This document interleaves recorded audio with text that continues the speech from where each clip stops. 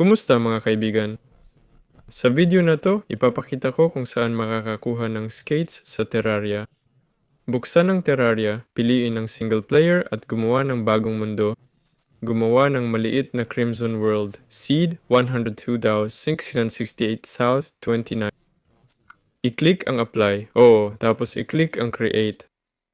Maghintay, pumasok sa mundo at pumunta sa kaliwa. Malit lang ang mundo kaya malapit na to. Dito magsisimula ang ice biome. Ayan na.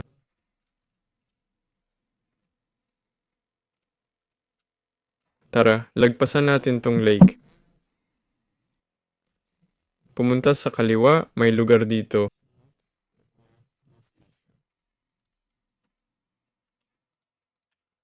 Kumuha ng pickaxe at maghukay pababa. Maghukay tayo. Matagal to pero mabilis lang kung maganda ang pickaxe. Maya-maya makakakita tayo ng bahay.